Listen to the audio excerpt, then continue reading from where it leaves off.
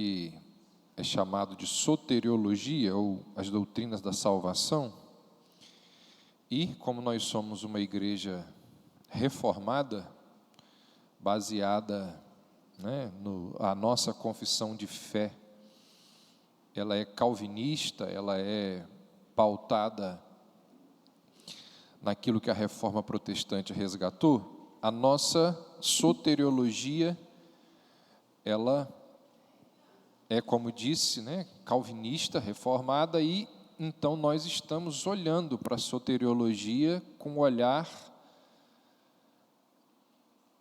da reforma. E aí nós estamos estudando aqueles 5 pontos, chamados 5 pontos do calvinismo, e começamos com o primeiro deles, chamado de depravação total.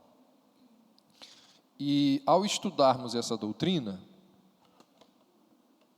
nós já vimos ao longo de 2 domingos 4 verdades. Hoje vamos encerrar relacionando essa doutrina à graça geral, e domingo que vem a gente retorna a falar dos livros da Bíblia. A gente fala dos livros da Bíblia e no outro domingo a gente volta a falar das doutrinas da graça. Então a gente vai oscilar aí, eu vou ver se eu consigo fazer isso alternando a cada domingo. Se não conseguir, a gente faz de forma diferente. O que a gente já viu até aqui? Primeiro, o nosso pecado, ele está entranhado em nós. A nossa depravação é tão forte que o pecado está entranhado em nós. E aí nós vimos as repercussões disso daí. Depois nós vimos que a nossa depravação, ela é total em relação a Deus. O problema do pecado é em relação a Deus. O que define pecado é a nossa relação com o Senhor. Vimos também que a nossa depravação, ela é total, mas não é absoluta. O que isso significa? E a gente vai desenvolver isso aqui hoje. Não significa que o homem, longe de Deus, ele seja incapaz de produzir algumas coisas boas. Vamos falar sobre isso hoje. E por causa de tudo isso, nós vimos que as nossas escolhas, as nossas decisões, elas, manchadas pelo pecado, afetadas pelo pecado, elas nos impedem de desejar Deus. O homem sempre vai escolher o mal. O homem sem Deus sempre vai escolher correr de Deus e não ir até Deus. Então foi isso que nós vimos ao longo dessas 2 semanas estudando esse assunto aí. Vamos ler Romanos 3. Abram aí para mim, por gentileza.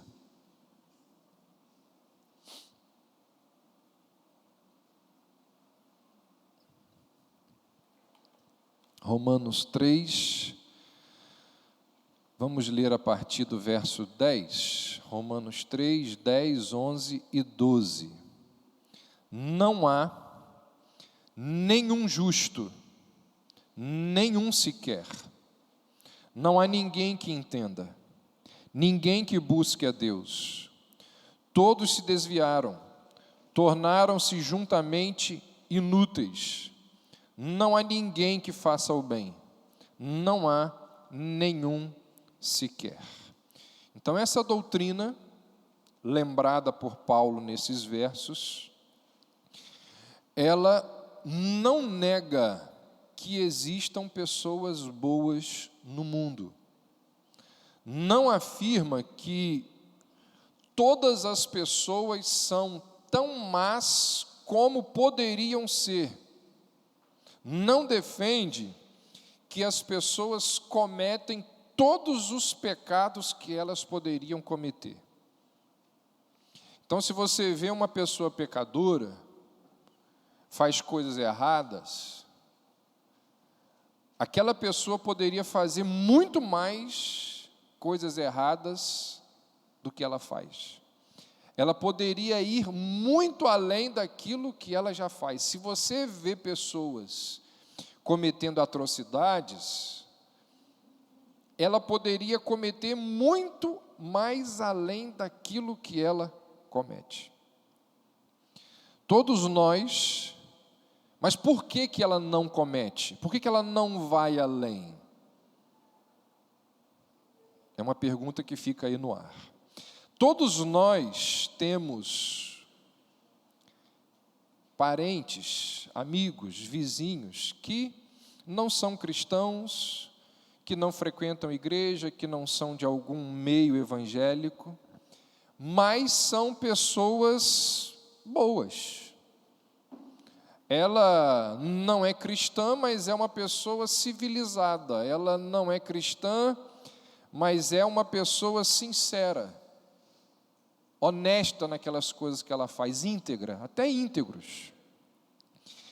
E quando você olha para a vida dela como um todo, a verdade é que elas mostram poucas características de serem, como a gente tem falado aqui teologicamente, totalmente depravadas.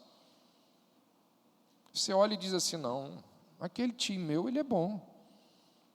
Ele empresta recursos para pessoas carentes, doa, faz coisas boas. Que história é essa de totalmente depravado? Ele é tão honesto que eu colocaria a mão no fogo por ele. Existem pessoas assim. Então é por isso que essa doutrina da depravação total, ela afirma também, ou junto com ela, é preciso que a gente estude uma outra doutrina das Escrituras, chamada de graça comum, para a gente compreender corretamente essa doutrina chamada de depravação total. Então, quando a gente estuda essa doutrina, necessariamente nós precisamos estudar a doutrina da graça comum.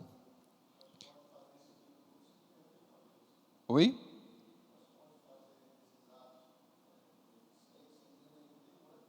Sim.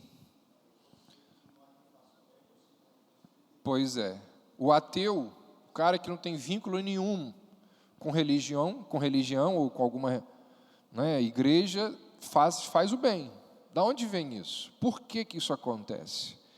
Então, essa doutrina nos mostra que é Deus quem capacita o não cristão a realizar obras que são louváveis. É Deus quem habilita o ateu, o não cristão, o incrédulo, o perdido, aquele que não tem vínculo nenhum com nenhuma religião, a praticar coisas boas.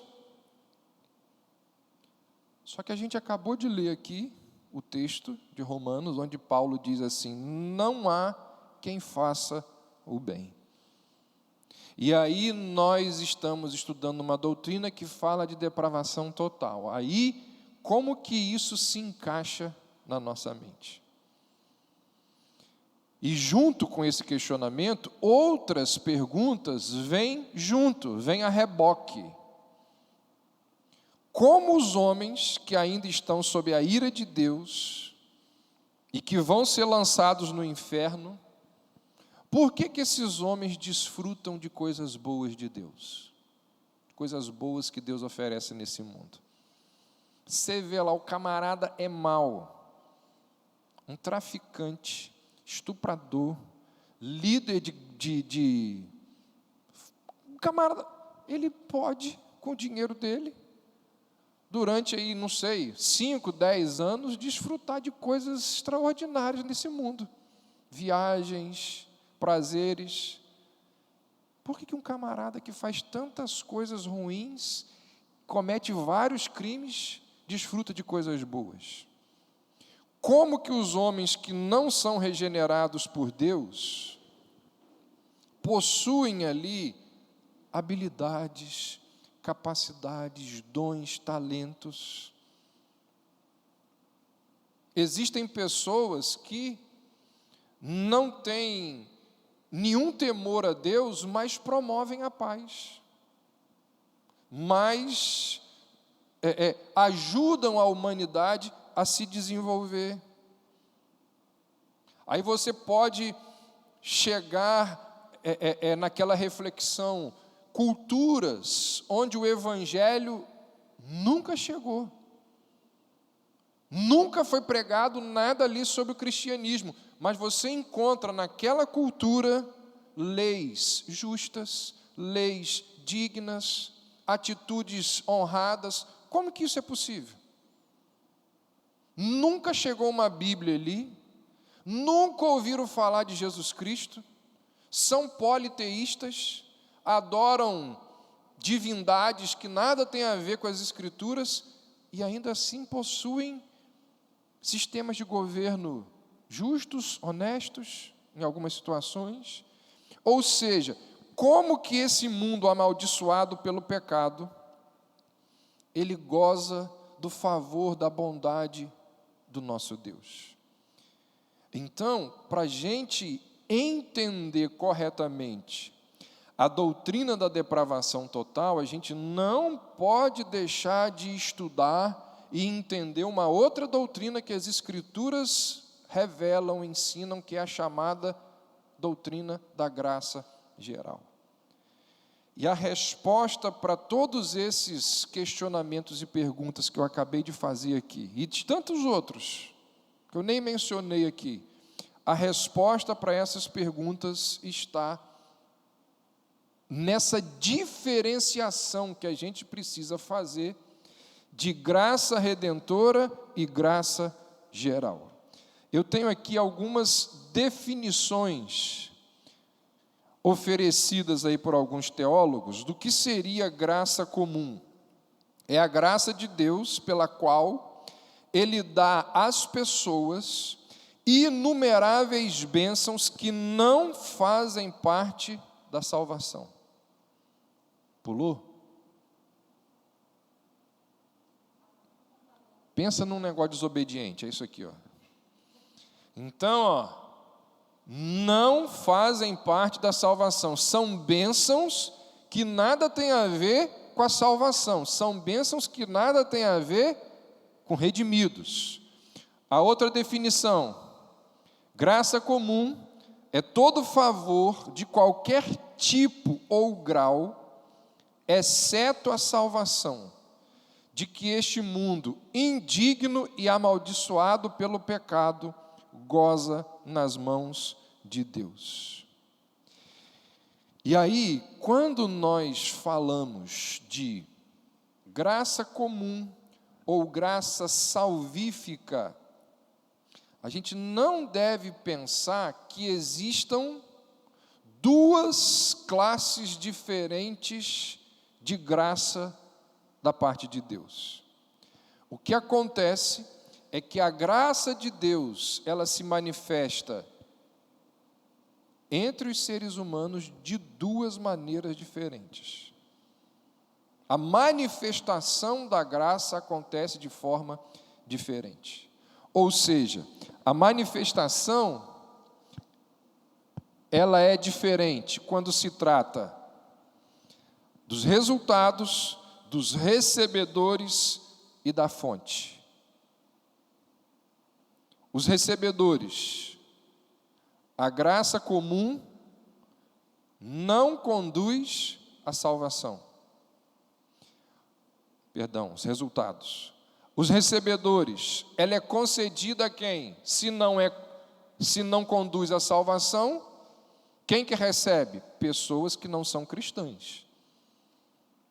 Aqueles que são incrédulos. Os crentes também recebem? Obviamente, mas o meu foco aqui são os incrédulos. A palavra comum significa, por que é chamada de graça comum? Porque ela é comum a todas as pessoas. Ela inclui o crente, mas também inclui o incrédulo. Então não é algo que esteja restrito apenas aos salvos, aos eleitos. Então, resultados, recebedores e a fonte. Olha que interessante isso aqui. A graça comum, ela não flui da cruz de Cristo. A graça especial, sim. Ela não vem da cruz de Cristo. Porque para as pessoas incrédulas, a morte de Cristo não representou absolutamente nada. Não é diretamente da cruz, mas é indiretamente da cruz. Como assim?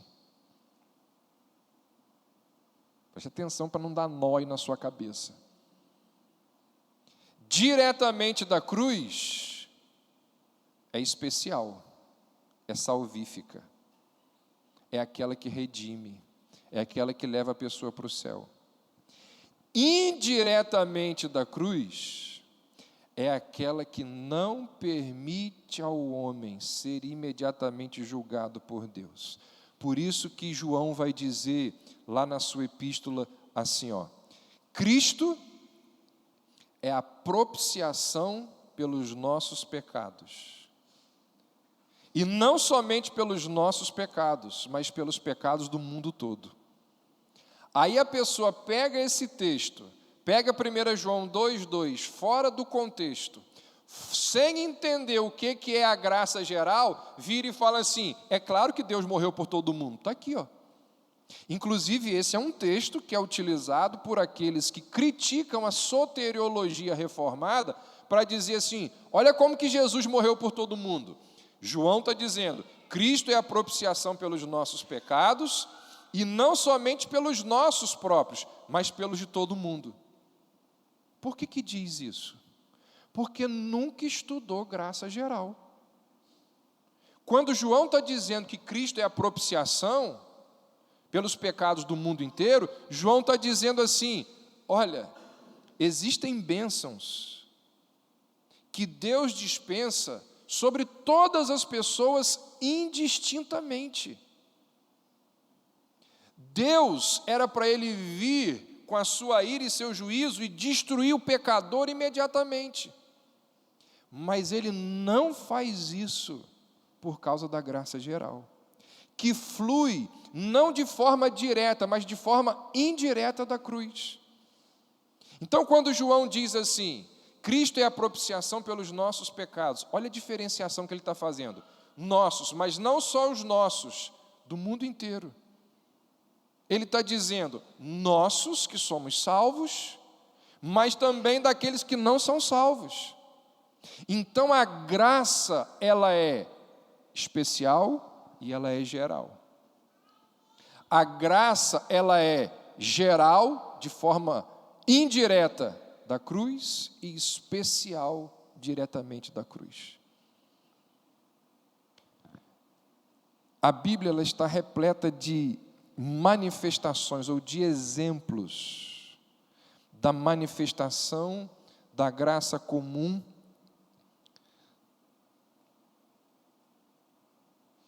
tanto na criação como na criatura. Antes de eu entrar nesse ponto aqui, vou relembrar para alguns que podem estar aí perdidos, ou outros que não ouviram, é sempre bom a gente, isso é didático, a gente vai ensinando, e no meio do ensino a gente para e relembra aquilo que a gente já viu. O que nós já vimos, ou o que nós estamos estudando? Sobre a doutrina da depravação total. Ela é um ponto, daqueles 5 pontos, da soteriologia, que diz respeito às doutrinas da salvação, de como nós somos redimidos. Esse primeiro ponto diz que nós somos pecadores, maus, ímpios, maus por natureza. O pecado passa de pai para filho. Não há quem faça o bem, não há quem busque a Deus. Nós fomos completamente corrompidos nos nossos desejos e vontades. Não há ninguém que venha ao mundo como uma folha em branco, como ensina Pelágio, chamado pelagianismo. Diz que o homem nasce bom, quem o corrompe são os outros homens e a sociedade. A gente não pensa assim. Então nós somos maus. E a maior prova de que nós somos pecadores desde o ventre materno é a possibilidade de morrermos. porque a Bíblia diz que tudo que o pecado toca, ele mata, e se crianças morrem é porque elas já são manchadas pelo pecado. E por causa disso, nós não temos condições nenhuma de buscar a Deus. Não é a ovelha perdida que encontra o pastor, é o pastor que encontra a ovelha perdida. É Deus que vem a nós, porque nós jamais iríamos a Ele. Então nós somos completamente depravados. No entanto, essa depravação que é completa, ela é em relação a Deus. E isso não significa que seres humanos completamente depravados, que não têm a ação salvífica de Deus, sejam incapazes de produzir coisas boas. E é aí que entra então a doutrina da graça geral, que diz, que ensina, que revela que o nosso Deus, Ele dispensa favor, Ele dispensa bênçãos, mesmo sobre aquelas pessoas que não são convertidas. E esse favor que Deus dispensa sobre essas pessoas, faz com que essas pessoas, recebendo o favor de Deus, sejam capazes de produzir coisas dignas, louváveis. Então, agora, foi isso que nós vimos aí, foi um resumão que eu fiz. Exemplos da manifestação da graça comum, tanto na criação como na criatura. Primeiro, a preservação e continuidade da vida. Eu mencionei de passagem, na minha fala aqui, esse ponto. Agora eu quero me aprofundar nele. Deus vira para Adão e diz assim: está vendo aquela árvore ali? Não come não. Está cheio de coisa gostosa aí, ó. Fiz um monte de árvores frutíferas, lindas, aos olhos, deliciosas ao paladar. Mas essa aqui você não come não. Aí lembra o que diz o verso? Porque no dia que dela comerdes, o que vai acontecer? Você vai morrer, cara. Se você comer, você vai morrer. Deus avisou. Se comer, vai morrer. O Adão, a Eva, assim como eu e você, sabemos que não devemos comer daquele fruto, mas a gente, desobediente, a gente vai lá e come.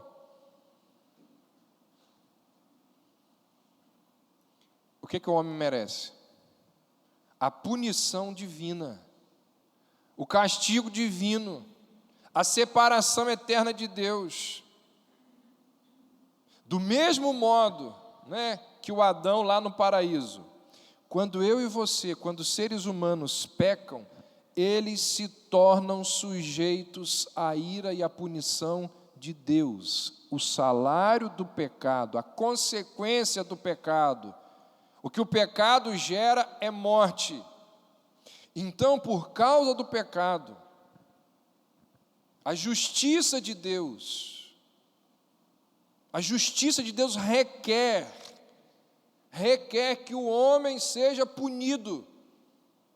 Quando Deus criou o mundo, Deus criou o homem e falou assim: existem leis, não descumpra a lei, porque se você descumprir, você vai ser punido. Aí o homem descumpre, se Deus não pune, Deus é o quê? Injusto. Então a justiça de Deus requer que o pecado seja punido. O homem se torna merecedor do inferno, impedido de experimentar a salvação e os benefícios da parte de Deus. Não foi exatamente isso que aconteceu quando, antes da criação do mundo, lá no paraíso, os anjos pecaram? Olha o que Pedro diz. Você deve conhecer esse texto, lá na segunda epístola de Pedro.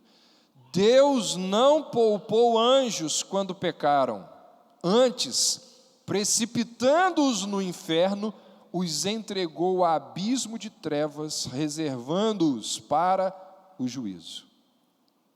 Então isso é o que cada um de nós merecíamos.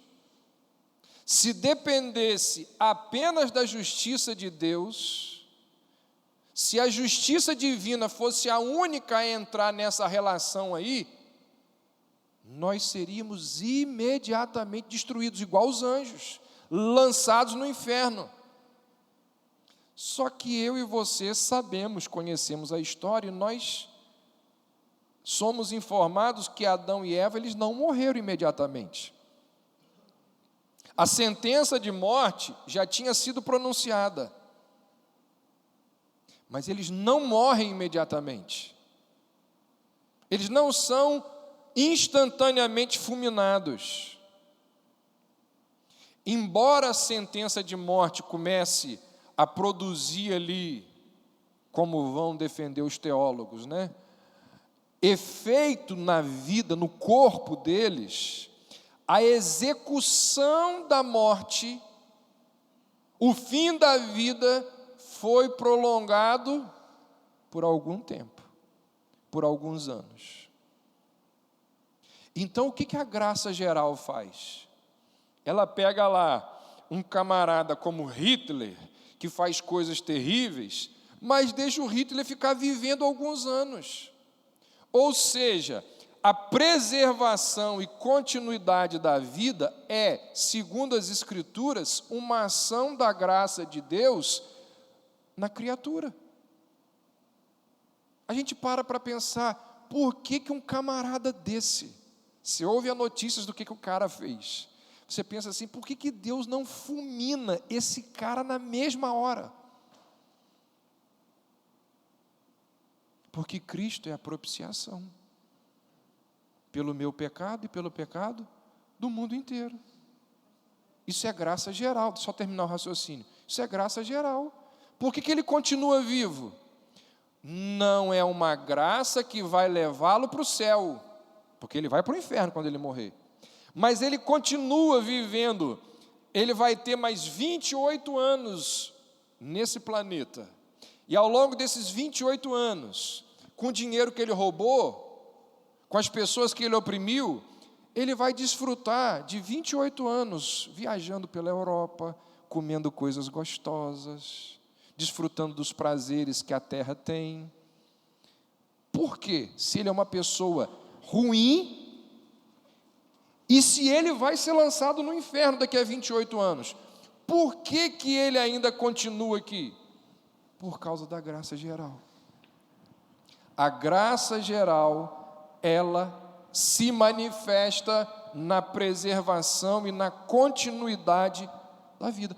Adão e Eva eram para ser fulminados na hora, no dia em que dela comerdes, certamente morrerás. Mas eles ainda ficam alguns anos, por causa da graça geral. Da mesma forma, né? Alguns pecadores continuam vivos, usufruindo de incontáveis bênçãos nesse mundo, por causa da graça comum. Pode falar. Então não houve a morte física imediatamente, mas houve a morte espiritual. Sim. Então houve a morte espiritual, não a morte física. Isso. E a partir de agora é que as crianças que nascem mortas espiritualmente. Exatamente. Eu vou falar sobre isso quando eu for falar do pecado original. Tá. Está no ponto aqui. Gente, essas nossas palestras aqui, elas são gravadas e são postadas lá no YouTube. Aí tem algumas pessoas, já falei isso com vocês, né? Tem algumas pessoas que assistem. E aí, quando vocês pedem para falar, e isso é muito bom, se vocês não usam o microfone, elas não sabem o que está sendo dito lá. Então, eu vou pedir a gentileza de você, quando você quiser falar, e deve falar, e pode falar, eu te incentivo a falar, antes de você falar, deixa Rodrigo levar o microfone até você. Você levanta a mão, ele vai ver ali, para quem estiver acompanhando lá, poder acompanhar a sua pergunta, o seu questionamento, porque eu respondo aqui, e a pessoa, mas foi o que perguntou? Aí ela fica perdida. Então, lembra lá que Jesus diz assim, lá em Mateus 5, Jesus diz assim, o sol e a chuva, eles caem, inclusive, sobre aqueles que não merecem o amor de Deus. Isso é graça geral. Então as flores, os rios, os lagos, a natureza, as coisas boas desse mundo, elas estão acessíveis mesmo àquelas pessoas que vão passar a eternidade no inferno, que zombam de Deus, que são ímpias, malignas, mas elas desfrutam de coisas boas. Por quê? Porque Deus, na sua graça, que não é salvífica, que não é a graça redentora, oportuniza isso a elas. Isso é o quê? Graça geral. Próximo ponto ali, segunda manifestação da graça geral, ou da graça comum no mundo, pode ser observada na contenção do mal.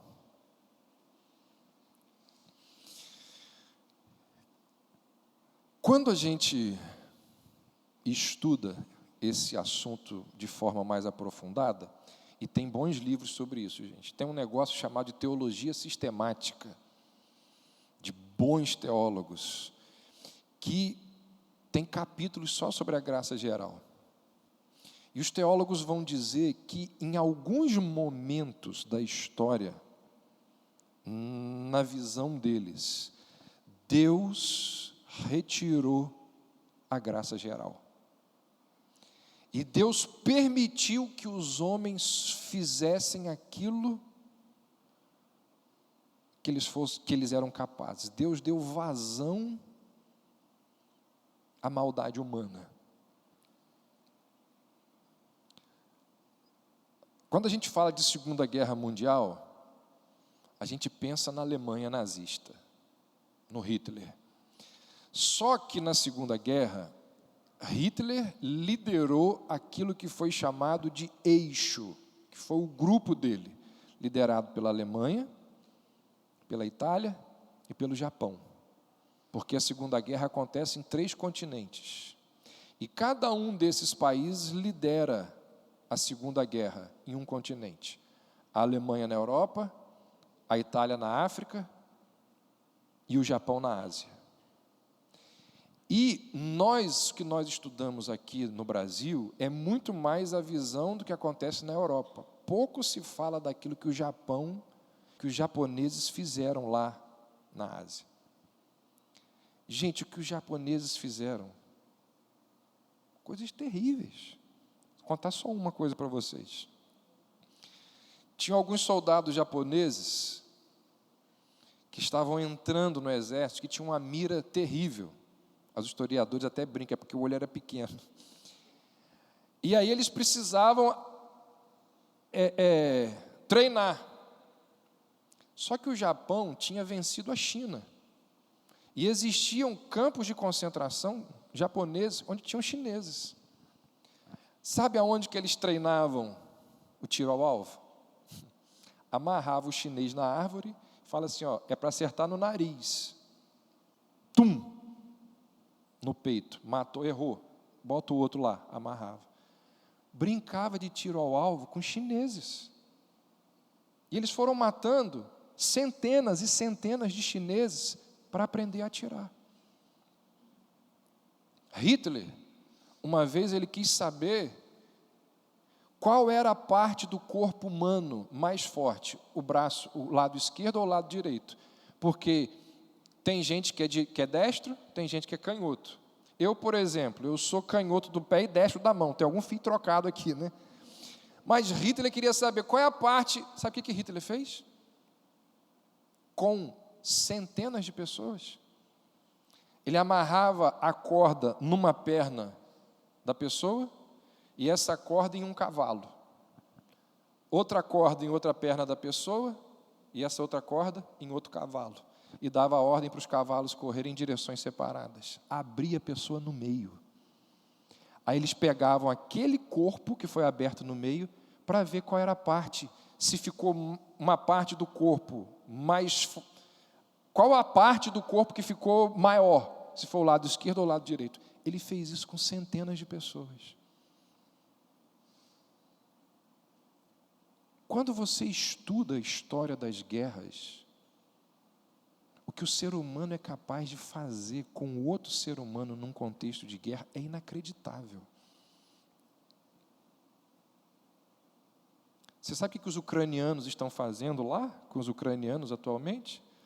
Estão amarrando os ucranianos no poste que não querem ir para a guerra e estão deixando morrer. Não dão comida, não dão nada. Os próprios ucranianos fazendo com os seus conterrâneos lá, que não vão para a guerra. Nós, seres humanos, se Deus não disser assim, para, a gente destrói um ao outro. Um dos famosos pensadores políticos, um camarada chamado Thomas Hobbes, ele tem uma frase de um livro dele, que ele diz assim: o homem é o lobo do homem. Um destrói o outro. Por que a sociedade ainda não destruiu? Por que os seres humanos ainda não destruíram uns aos outros? Porque Deus, na graça geral, Ele contém o mal. Ele diz assim, vou deixar até aqui, daqui para lá eu não deixo vocês irem. Mas em alguns momentos da história, Deus diz assim, tá bom, vai lá. E liberou, e os homens fizeram coisas atrozes. Então Deus traça uma linha, um limite, e não permite que os homens sejam tão maus quanto eles poderiam ser. Isso é o quê? Manifestação da graça geral.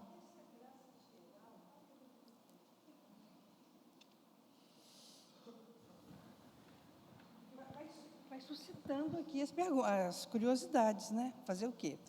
Essa graça geral que Deus mantém, Ele só a mantém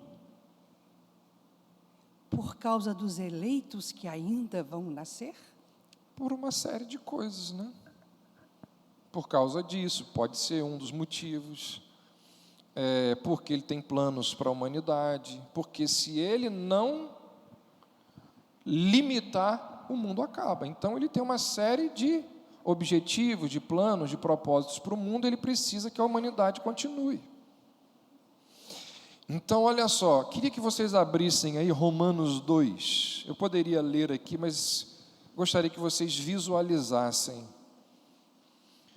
Deus limitando o ser humano para que ele não seja tão mal quanto ele poderia ser. E um claro exemplo disso é a força da nossa consciência. Olha o que diz aí Romanos 2, versos 14 e 15. Quando, pois, os gentios que não têm lei procedem por natureza de conformidade com a lei, não tendo lei, servem eles de lei para si mesmos.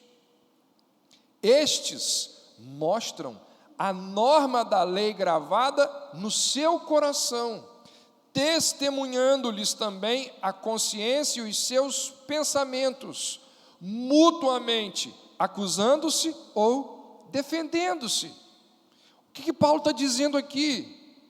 O senso comum, aquele discernimento do que é certo e do que é errado, é fruto da graça geral. Você pega aquela cultura, lá naquele lugar mais longínquo, o cristianismo nunca chegou lá, eles têm senso de certo e errado, mas eles nunca leram a Bíblia, não existe lei divina para eles lá, mas Deus, diz Paulo, colocou na mente deles, no coração deles, a lei gravada, o senso de certo e errado.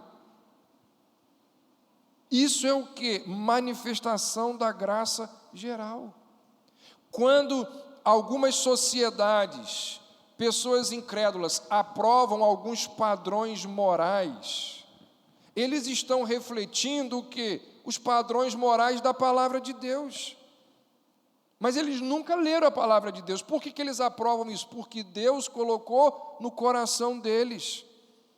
Culturas, repito, enfatizo, culturas que não têm acesso à Bíblia, praticam alguns ensinamentos das Escrituras. Proíbe o roubo. Não pode roubar. Não pode pegar o que é do outro. Por que que não? Não tem acesso à Bíblia. Não pode roubar, porque lá nos 10 mandamentos, Deus disse, não furtarás. Mas eles nunca leram isso. E por que que um não rouba o do outro? Porque Deus, diz Paulo aqui, inculcou a lei no coração deles. Isso é o quê? Manifestação da graça geral. João 1:9. Não precisa abrir, só vou ler, só vou lembrar de uma frase que você conhece. João fala assim: a verdadeira luz que ilumina a todo homem. Ou seja, é uma espécie de luz natural, de entendimento natural, que está lá na consciência de cada pessoa que nasce nesse mundo. Então a graça geral, ela nos mostra que Deus, ele estabelece limites, que contém, de contenção do pecado humano. A graça geral, ela impede que a depravação humana vá e faça aquilo que ela é capaz de fazer. A graça geral, ela nos mostra que Deus, para preservar, para conter o mal, Ele não permite que os efeitos e as expressões da depravação total cheguem no seu nível máximo. Em 2005, o chamado furacão Katrina, lembra lá? Ele devastou a cidade de New Orleans, nos Estados Unidos. Mais de 1 milhão de pessoas foram retiradas, foram evacuadas por causa daqueles ventos terríveis que, segundo os jornais, atingiram mais de 280 quilômetros por hora. 6 pessoas morreram. 6. Se fosse no Brasil, eram 6 mil, né? O prejuízo, dizem os jornais, as estatísticas, mais de 2 bilhões de dólares. Aí, o que aconteceu após o furacão foi uma onda enorme de saques, de roubo a supermercados e a shopping centers. O pessoal entrou roubando, levando tudo. Pegaram tudo. Sabe por quê? Não tinha mais eletricidade. A polícia não conseguia chegar em determinados lugares. A pouca polícia que tinha ali fugiu, porque a população veio veio com tudo. As câmeras de segurança não funcionavam. Não tinha policiamento. Não tinha como prender aquelas pessoas que estavam roubando. Eles saquearam tudo. Todas as restrições impostas pelas leis. E os agentes que executavam a lei prendendo pessoas não estavam ali.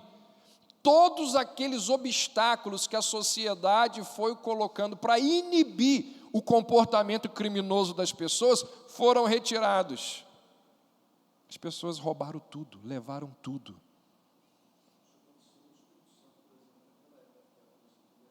Eu lembrei disso também. Fez uma greve, né, uma espécie de greve.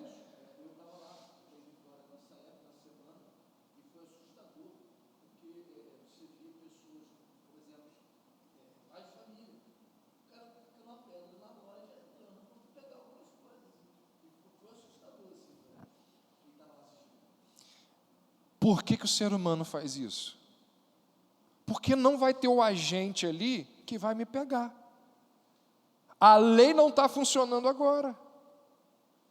Eu estou mencionando esses casos por quê? Porque a graça geral é esse agente divino. A graça geral é o que impõe limites. e diz assim: você não vai passar. É Deus, na sua ação soberana, que diz assim: você é capaz de fazer isso, isso, isso, mas eu vou parar você aqui. Então, os agentes de segurança impedem, as leis de segurança, as câmeras de segurança impedem que o ser humano roube, mate, destrua. É a graça geral. Então, essa é uma das verdades que ficam claras aí nas Escrituras da atuação ou da manifestação da graça comum. E por fim, não era para parecer isso. Ô negócio chato esse. Mas eu já apontei várias vezes, mas vamos ver. Por fim, exemplos da manifestação da graça comum no âmbito religioso.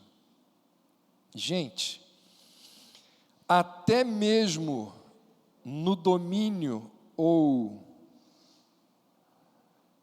dentro da religião existe a graça comum produzindo bênção para aqueles que não são convertidos. Vou só citar aqui alguns versículos que vocês já sabem.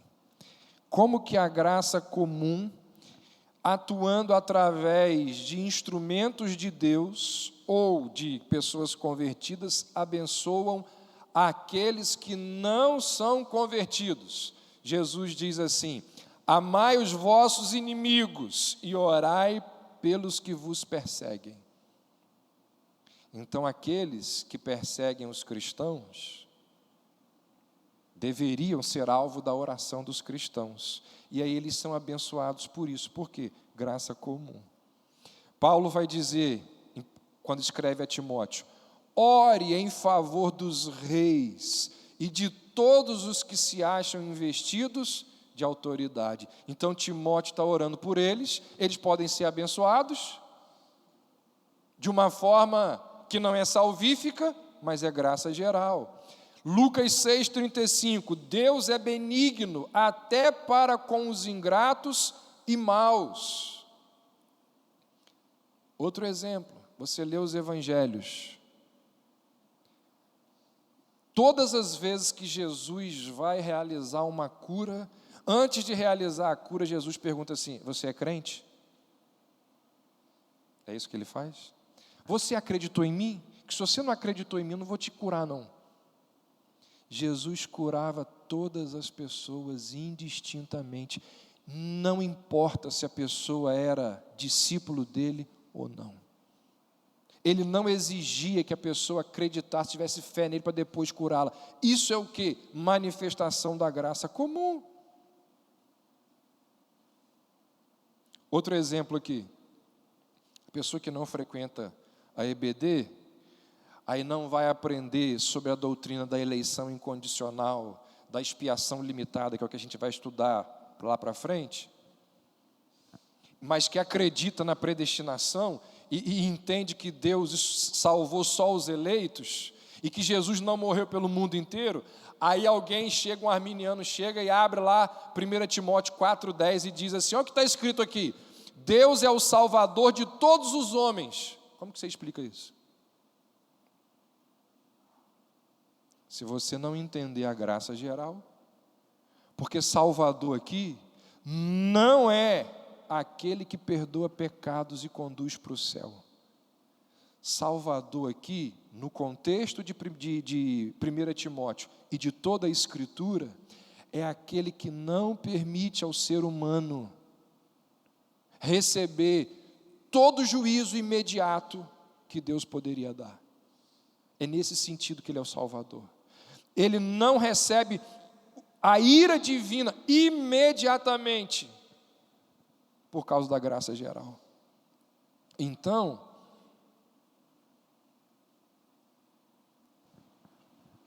vale a pena destacar que o próprio texto, ele corrobora a sua explicação dizendo assim, de que ele é o Salvador de todos os homens, e especialmente dos fiéis.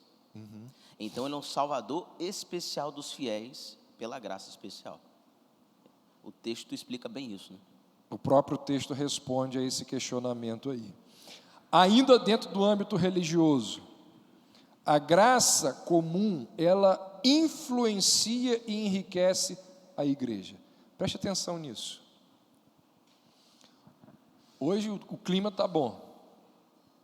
Tem gente até sentindo frio aí, né? Está com frio, Marinete? Podia diminuir um pouquinho o ar.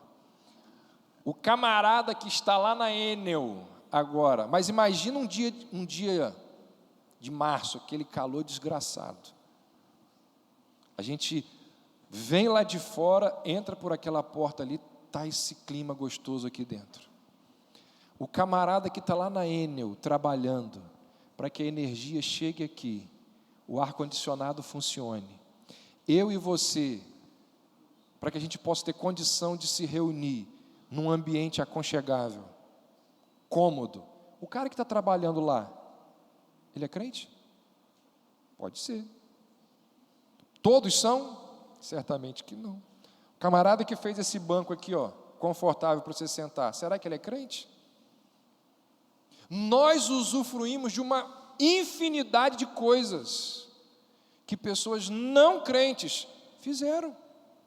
Existem incontáveis atividades de pessoas incrédulas que abençoam a igreja. Por quê? Graça geral. Então, nós podemos perceber a graça geral atuando na vida de pessoas incrédulas, através da bênção da igreja, e essas pessoas também abençoando a igreja por causa dos dons que Deus concedeu a elas. E aí eu quero terminar tratando de um último ponto aqui. Essa doutrina, ela tomba por terra,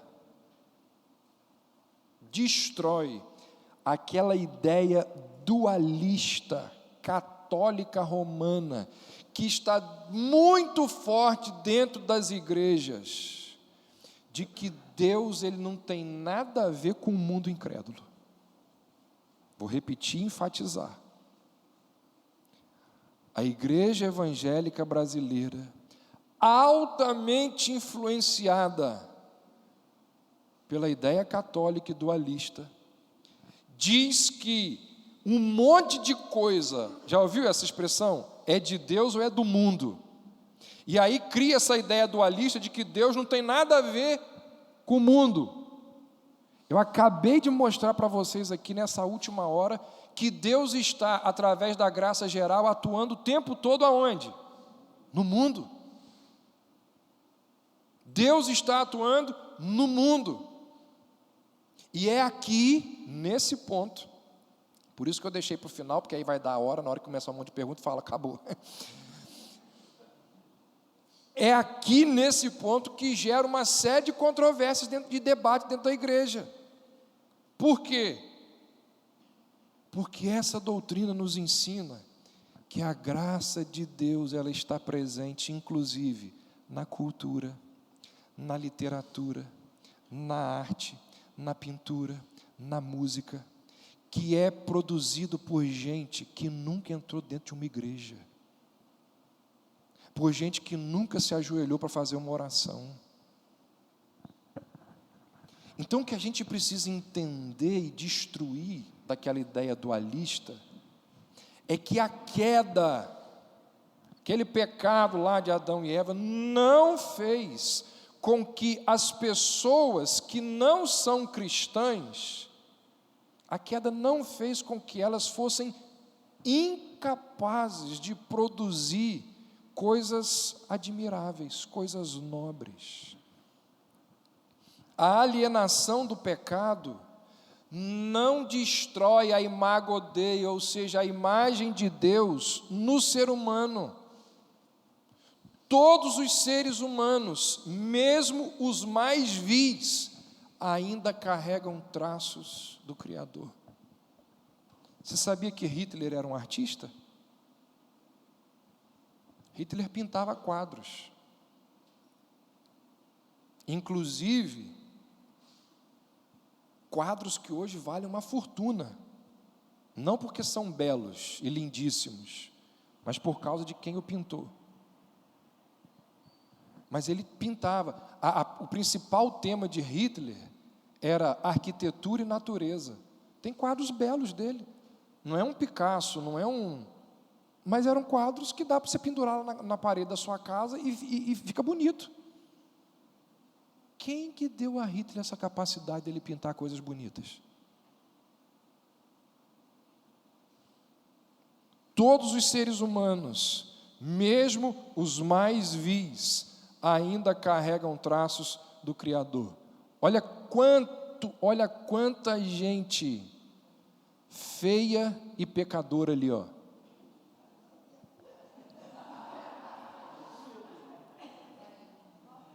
Eu não estou ali. Percebeu que eu não estou ali? Hã? Olha lá, já fugiu. Você não está lá não, na fé, exatamente. Tá sim, olha lá, ó, do lado de Ronaldinho, ó. Ó. Então, ó, Imago Dei ali, ó. Imago Dei. Todo ser humano, e agora não estou falando dos que estão ali, mesmo os não convertidos, são portadores da imagem de Deus. Então, grava isso. A Imago Dei nos lembra que todo ser humano é capaz de expressar o ético e o estético do Senhor. O que eu vou colocar ali agora tem uma trilogia do Martyn Lloyd-Jones. Quem foi Martyn Lloyd-Jones? Considerado o maior expositor bíblico do século XX. Tem uma trilogia dele chamada Deus Pai, Deus Filho e Deus Espírito Santo. O que eu tirei ali, que eu vou colocar aqui, é desse livro Deus Espírito Santo, dele falando da ação do Espírito Santo de Deus no mundo. Olha o que ele vai dizer. Está dando para ver, não está?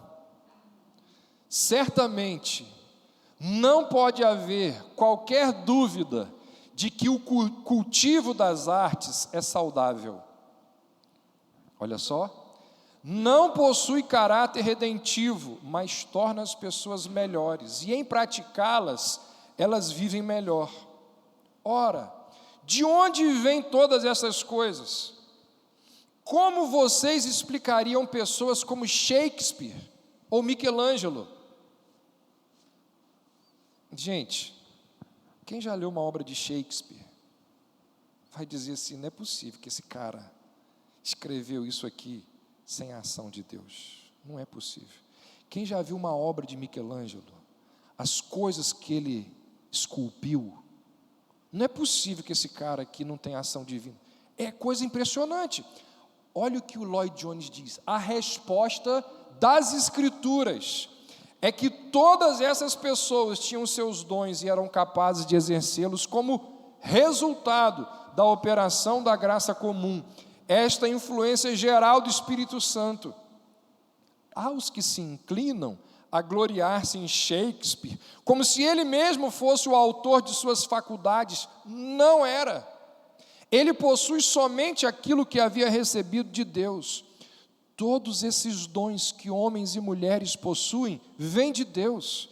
E essa é a razão por que cristãos genuínos... Então, olha só. Agora ele está aplicando. Essa é a razão porque cristãos genuínos, ao voltarem os seus olhos, não só para a criação, como também para a cultura, descobrem uma razão para glorificarem e para louvarem a Deus. Você vê poesias, algumas são transformadas em músicas. Você vê um negócio tão lindo que você fala, como que esse miserável conseguiu fazer isso? E aquela poesia, muitas vezes, vai te inspirar a louvar a Deus. Esse Lloyd-Jones morreu, final do século XX. Esse é um teólogo vivo ainda, Michael Horton. Ele diz, tem um livro, essa fala eu tirei de um livro dele chamado Deus e a Cultura. Deus está envolvido em toda a vida e não se limita ao religioso. Ele está tão envolvido com a criação quanto com a redenção, interessado tanto no comum quanto no sagrado. Perceba que ele fala de comum, ele não fala de profano. Na arte nós estamos novamente no âmbito da criação, não da redenção. Graça comum e não salvadora, secular e não sagrado. Contudo, a criação, o comum e o secular, todos têm a bênção de Deus, mesmo sem que tenham utilidade na igreja ou em missões evangelísticas. Então, uma pessoa não convertida, ela pode produzir algo nobre, que leve à reflexão, que edifique, que me leve a consumir aquilo? Claro que sim.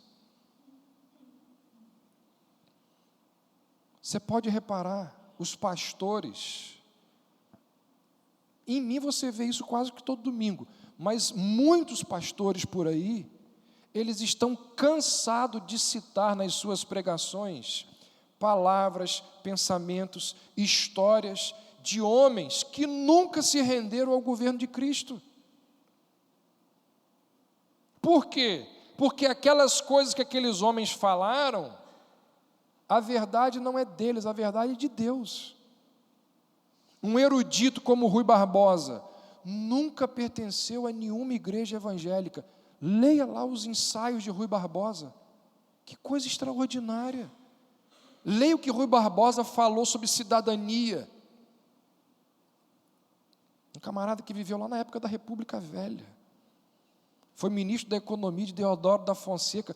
Ele vai falar de cidadania. Coisa impressionante. É dele aquela fala que diz assim, de tanto ver triunfar as nulidades, o erro, e não ter juízo sobre essas pessoas, a gente desiste de ser honesto. É gigante a fala dele, mas é dentro de um ensaio dele que fala sobre cidadania. Então, quem deu capacidade a esses homens? Deus, através da graça geral. Jesus uma vez disse que os filhos das trevas, lembra? Jesus disse assim, em muitos momentos os filhos das trevas são mais sábios que os filhos da luz.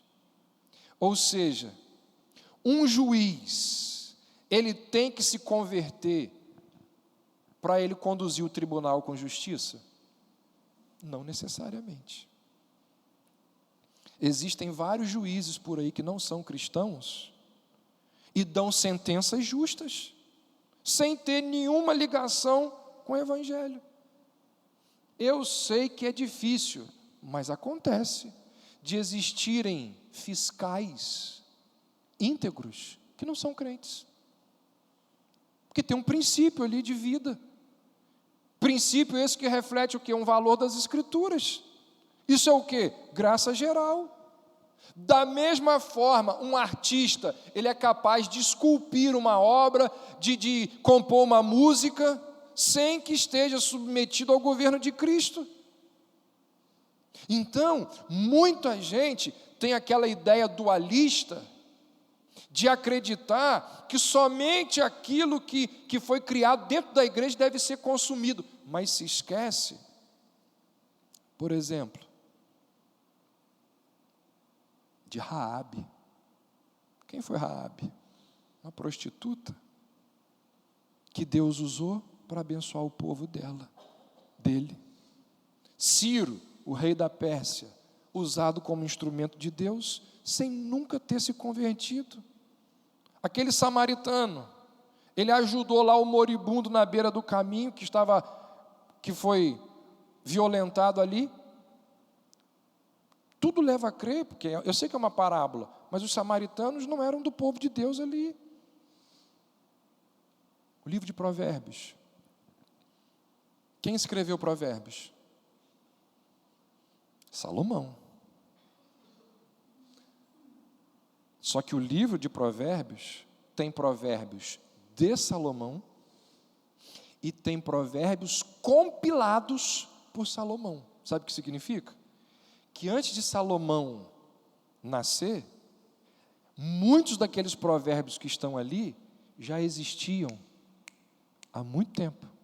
Salomão pegou aqueles provérbios de outras culturas até e colocou dentro do livro dele. Aqueles provérbios são verdades divinas, que ele pegou de outros lugares. Então, mesmo aqueles, diz o Lloyd Jones, que não são salvos, estão sob a influência do Espírito Santo. Essa influência não é redentiva, e sim é uma parte do propósito divino. Então, gente, vou correr aqui, porque eu já passei 10 minutos da nossa hora. Toda ciência, tecnologia, arte executada por não cristãos é resultado da graça geral.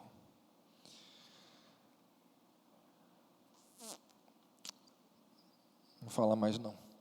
Alguém quer perguntar alguma coisa? Discordar? Jogar pedra? Ali o microfone ali.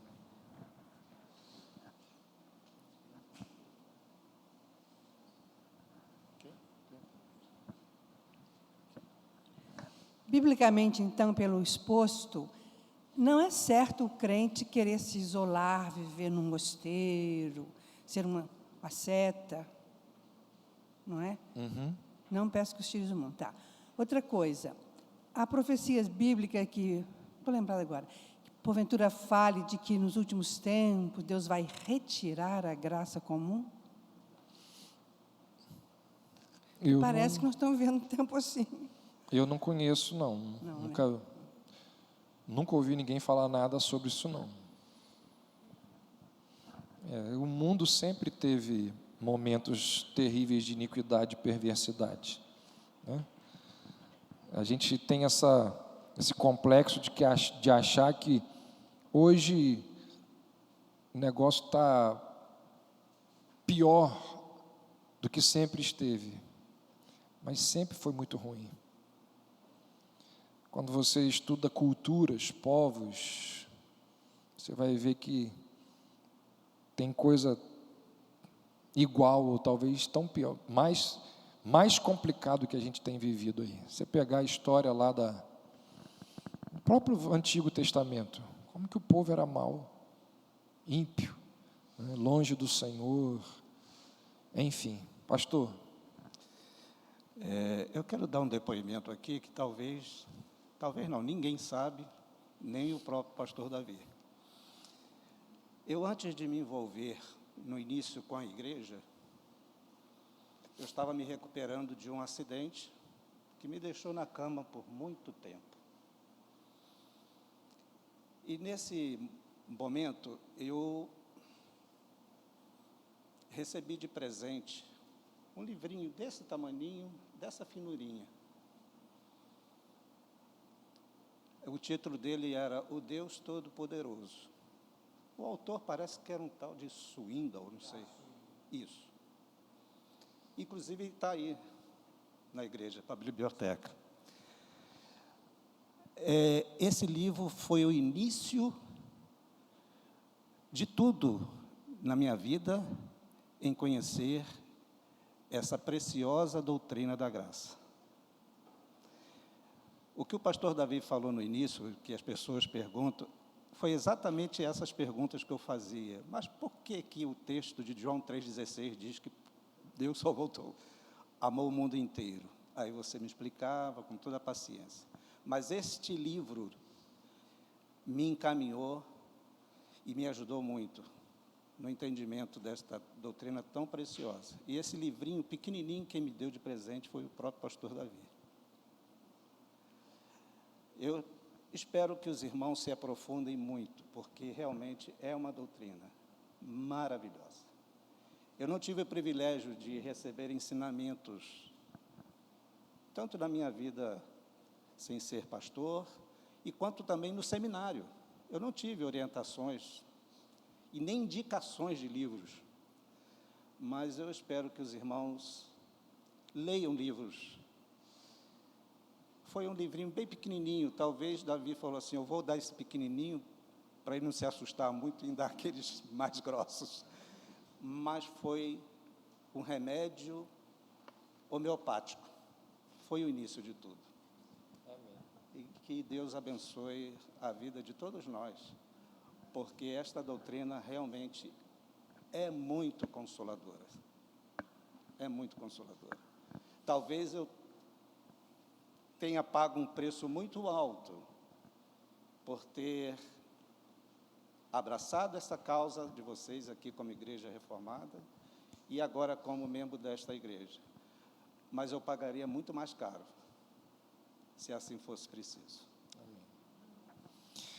Gente, esse primeiro ponto, chamado depravação total, são só as notícias ruins. Do segundo ao quinto ponto, é só coisa boa.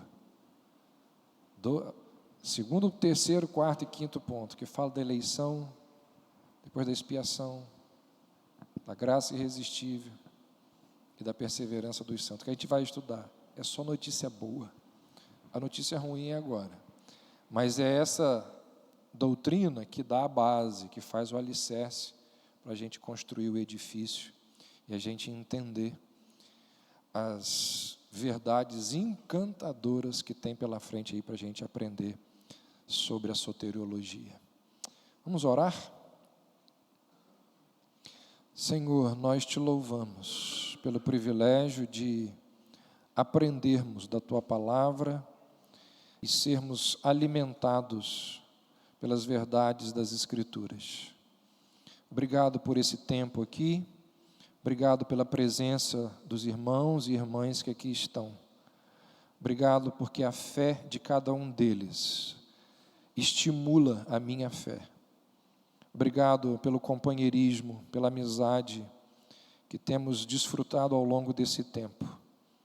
Pedimos, ó Deus, que o Senhor nos dê um bom domingo, levando-nos às nossas casas e mais tarde trazendo-nos novamente aqui. É a nossa oração, em nome de Jesus. Amém. Irmãos, bom domingo.